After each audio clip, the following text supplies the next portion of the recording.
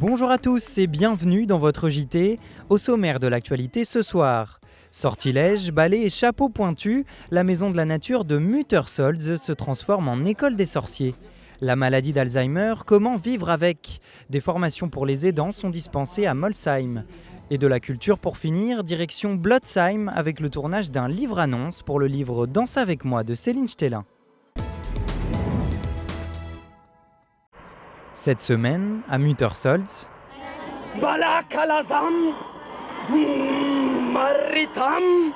la maison de la nature s'est transformée en véritable école des sorciers.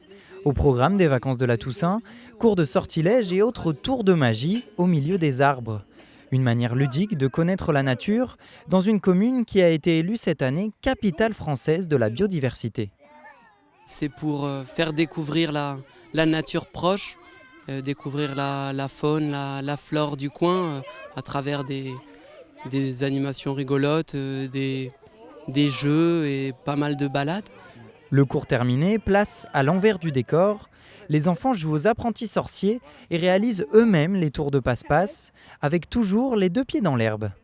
J'aime bien venir ici parce que justement c'est très vert, il y a plein de choses à découvrir, les moniteurs sont très sympathiques et très blagueurs. J'avais appris à tailler du bois avec un couteau. Du coup on a fait une baguette magique, soi-disant. Et la magie n'est pas finie, cours de vol et de potions se prolongent jusqu'à vendredi.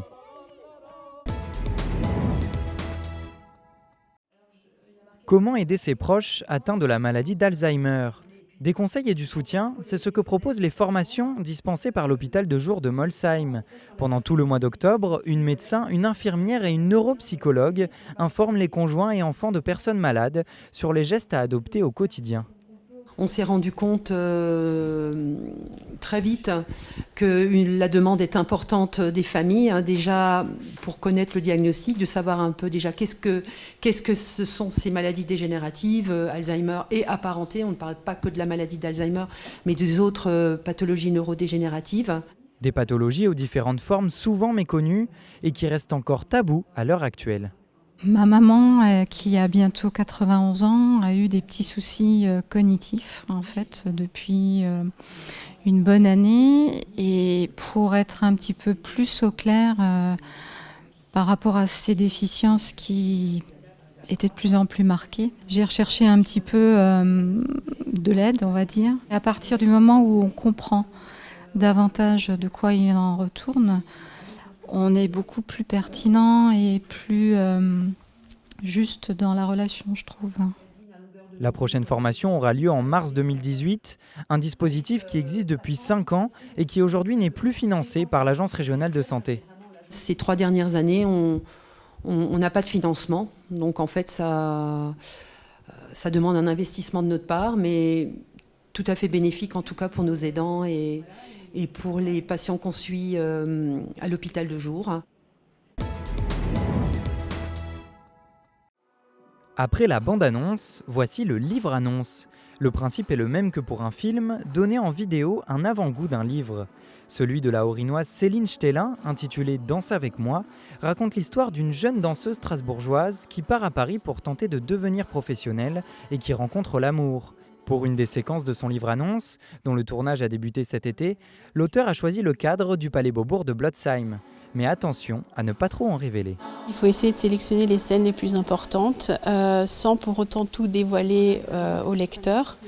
On essaye aussi dans le livre-annonce de ne pas trop filmer les visages des acteurs parce que quand on lit un livre, le lecteur a quand même son imagination qui joue un rôle important. Ce sont des choix personnels que nous avons faits et qui ne correspondent peut-être pas forcément à l'imagination de chacun. En fait, le livre-annonce, c'est un moyen qui est encore trop peu utilisé, je trouve, dans le monde de l'édition. Et pourtant, c'est un support visuel qui est très intéressant parce qu'il permet de rendre vivante en fait l'histoire. Et voilà, c'est une proposition de lecture d'un livre à des personnes qui n'ont peut-être pas forcément le temps d'aller fouiner dans les librairies. Le livre-annonce sera diffusé en février prochain. Le livre, lui, est prévu pour avril. C'est maintenant la fin de ce JT, merci de l'avoir suivi. Tout de suite, vous retrouvez l'image du jour. Très bonne soirée à tous et à demain. Toute la diversité de la France dans des cartes, des expressions. Car on ne parle pas de la même manière dans toutes les régions et l'Alsace se singularise souvent. Crayon de papier ou à papier, crayon de bois ou crayon gris, nous on dit simplement crayon. Pain au chocolat ou chocolatine partout en France, mais petit pain au chocolat en Alsace. Cinze, toile, pâte, panos, bâche, loque, torchon, frégonne, paille, pièce ou vasingue. Cet ustensile a 11 noms différents selon la région. En Alsace, c'est juste une serpillière.